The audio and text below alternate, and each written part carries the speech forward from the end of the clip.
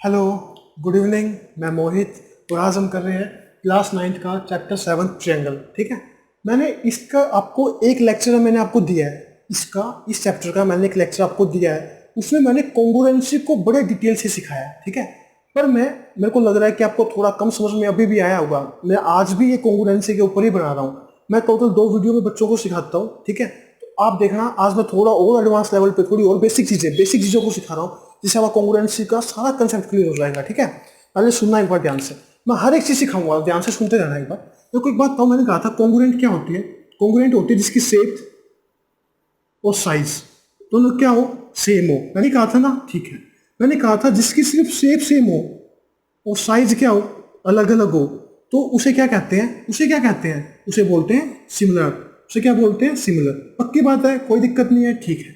इसे बोलते हैं कॉन्ग्रुएंसी। पक्की बात है, ठीक है। अब सुनना, अब आप ना वहां जहाँ पे बैठे हो ना, आप जैसे मैं पूछता हूँ आप आंसर देना। मैंने यहाँ पे एक लाइन ड्रॉ की और मैंने यहाँ पे एक लाइन ड्रॉ की।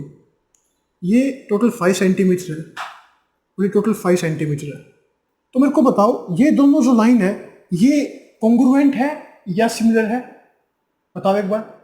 ठीक है, आप में से कईयों का जवाब आ गया, मेरे को पता चल गया। देखो, ये आप कहोगे कि सर आपने कहा था कि जिसकी शेप भी सेम हो साइज भी सेम हो, वो क्या होता है, कॉन्ग्रुएंट होता है। यहाँ पे सर देखो, शेप तो सेम ही है, ये भी एक लाइन सेगमेंट है, ये भी लाइन सेगमेंट है, मतलब शेप तो सेम है, ठीक है। और साइज भी तो सेम है, ये भी 5 सेंटीमीटर है, ये भी 5 सेंटीमीटर है। तो मतलब दोनों जो ये लाइन सेगमेंट है, दोनों क्या है, कॉन्ग्रुएंट है। पक्की बात है, ठीक है।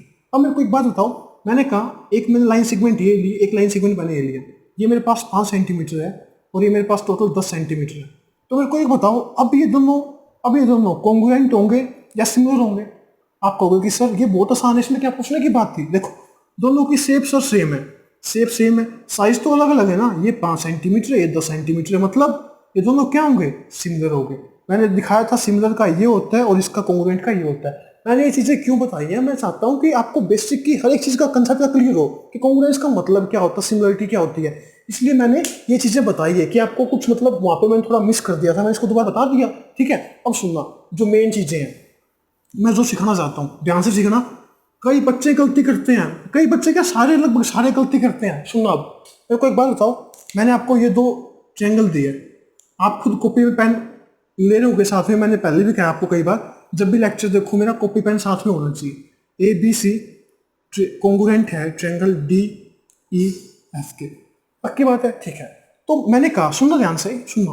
मैंने कहा ये एंगल इसके बराबर, ये एंगल इसके बराबर और ये एंगल इसके बराबर है। ठीक है, मैंने कहा ठीक है। और ये तीनों साइड, ये इसके बराबर है, ये इसके बराबर और ये इसके बराबर है। ठीक है, बात समझ में आती है।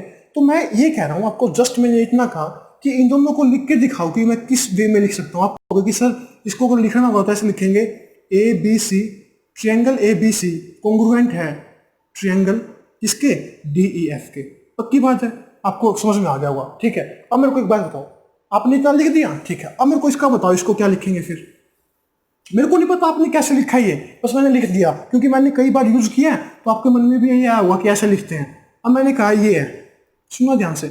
मैंने कहा ये साइड इसके बराबर है, ये साइड इसके बराबर है और ये साइड इसके बराबर है। अब मेरे को लिख के दिखाओ कैसे लिखेंगे। ABCDEF गिवन है, ये दोनों क्या है, कॉन्ग्रुएंट है। तो मेरे को लिख के दिखाओ, कैसे लिखोगे बताओ? ट्राई कर लिया? अब मैं बताता हूँ, देखो एक बार। आपने पॉज करके ट्राई किया हुआ, आपके कईयों के दिमाग में ये आ रहा होगा, सर इसका भी तो ऐसे लिखेंगे, ट्रायंगल ABC कॉन्ग्रुएंट है ट्रायंगल DEF के। दिमाग में ये आ रहा होगा, क्योंकि जब तक जो चीजें सीखी नहीं है तो दिमाग में यही आएगा, क्योंकि मैंने सब में ऐसे ही लिखा है। ठीक है, और मैंने वो चीजें समझाने के लिए ऐसे लिया था। मैंने वहां पे क्या लिया था, सुनना एक बार ध्यान से। मैंने वहां पे लिया था ये साइड इसके इक्वल, ये साइड इसके इक्वल और ये साइड इसके इक्वल। तो यहाँ पे मैंने चेंज क्या किया, मैंने ये साइड इसके इक्वल मान ली, ये साइड इसके इक्वल और ये साइड इसके इक्वल। ठीक है, अब देखो गलती क्या करते हैं, मैं बताता हूँ। ये क्या है, ये है गलत। अब आपके दिमाग में गलत क्यों है, सुनना ध्यान से। यहाँ पे जो चीज लिखते हैं ना, वो चीज क्या शो करता है, सुनना ध्यान से एक बार। मैंने क्या कहा, मैं यहाँ पे दोबारा बना रहा हूँ एक बार आपको अच्छे समझाने के लिए। मैंने लिखा ABCDEF, मैंने लिखा ट्रायंगल ABC। मैंने कहा ये इसके बराबर, ये इसके बराबर और ये इसके बराबर। सुनना ध्यान से एक बार, ये कॉन्ग्रुएंट है किसके, ट्रायंगल डी ई एफ के। पक्की बात है ना, ठीक है। अब देखो इस ये शो क्या करता है, ये शो कर रहा है, देखो ये जो ए बी है ना, ये पहले दो, इसके पहले दो, ये क्या शो कर रहे हैं, ए बी जो है ना वो डी ई के बराबर है। ए बी किसके बराबर है, डी ई के बराबर, मतलब पहले दो से ही लिखे गए हैं, ठीक है। अब देखो लास्ट वाली ये दो, बी सी और इसका ई एफ, बी सी किसके बराबर होगा, ई एफ के। बी सी किसके बराबर है, ई एफ के, गिवन है तो मैंने सही लिखा है ये।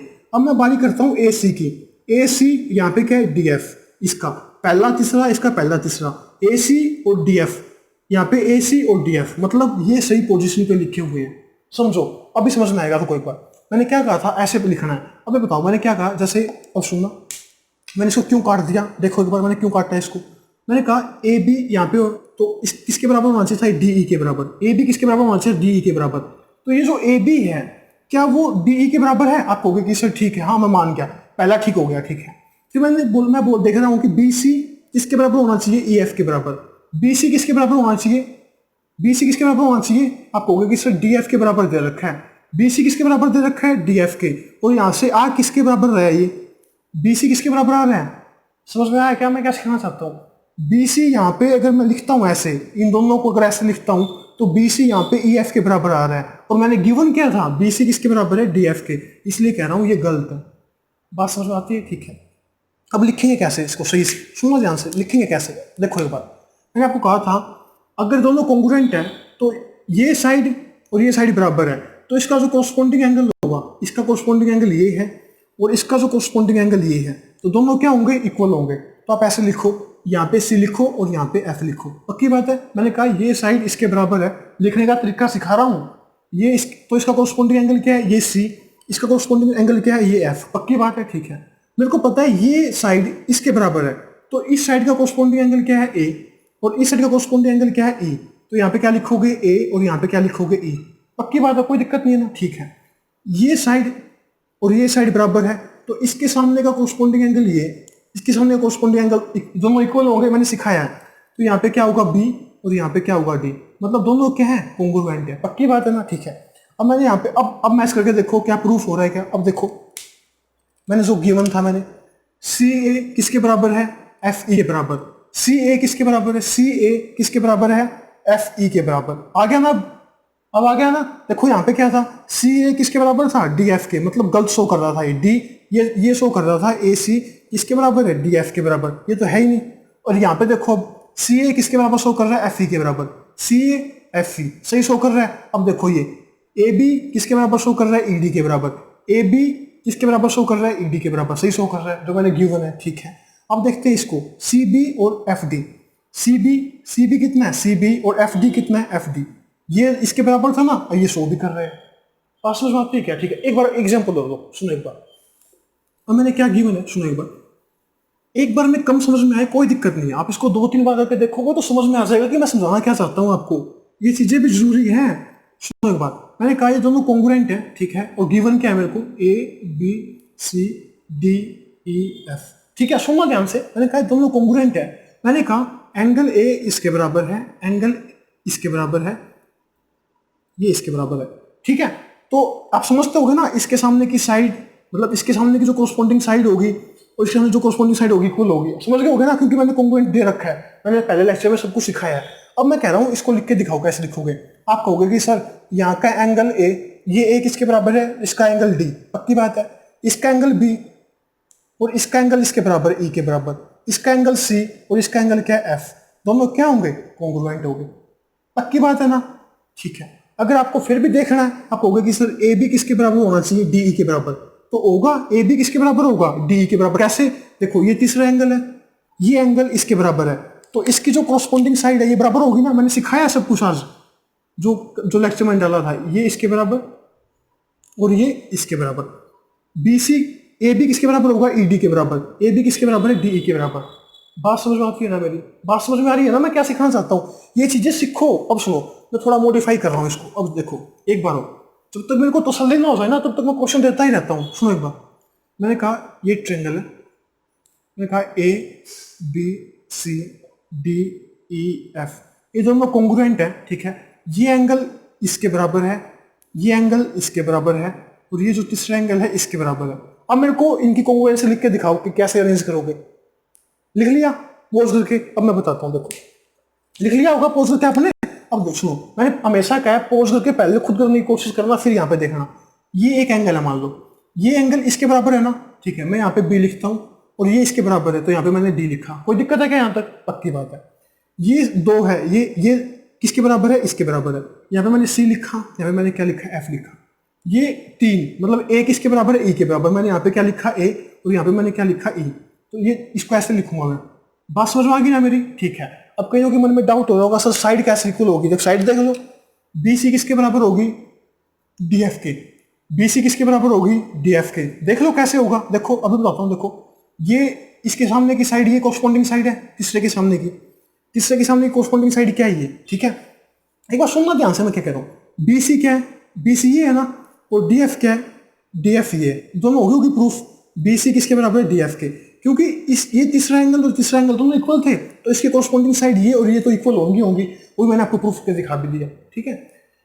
थोड़ा बहुत बोरिंग लग सकता है, मैं आपको बार बार यही चीज कहता हूँ। एक बार में अगर कम चीज समझ में आती है तो उसको 2-3 बार करके अगर वीडियो को देखोगे तो आप समझ जाओगे कि मैं सिखाना क्या चाहता हूँ। क्यों? कई बार क्या होता है, मेरे को भी ये रियलाइज हुआ कि बच्चों को ऐसी समझ में तो आ जाती है, पर बात क्या होती है, उनको लिखना ही नहीं आता। और कोई पूछ लेगा, उनसे लिखना नहीं आएगा उनको। मैंने जब बच्चों से पूछा, सर जिसको मैं पढ़ाता हूँ, उन्होंने भी ऐसे लिखा था, डी ए बी सी, जो भी मैं अब तक यूज करता आया था वो भी ऐसे लिख रहे थे। मैं आप सिखा रहा हूँ कि इनको आप ऐसे पोजीशन के हिसाब से लिखोगे, और ये इन्हीं पे सब कुछ लिखा होता है, ठीक है। ऐसे ही सिमिलरिटी में लिखते हैं, ऐसे ही कॉन्ग्रुएंसी में लिखते हैं। सिमिलरिटी मैं बाद में बताऊंगा कभी आपको, मैंने ऐसे सिमिलरिटी का लेक्चर डाल रखा है, देखना चाहो तो देख लेना वहां से, ठीक है। आपको कॉन्ग्रुएंसी समझ में आ गया, कॉन्ग्रुएंसी खत्म हो चुका है, कल से आप एक क्वेश्चन स्टार्ट करते हैं, ठीक है। Okay, thank you, good bye.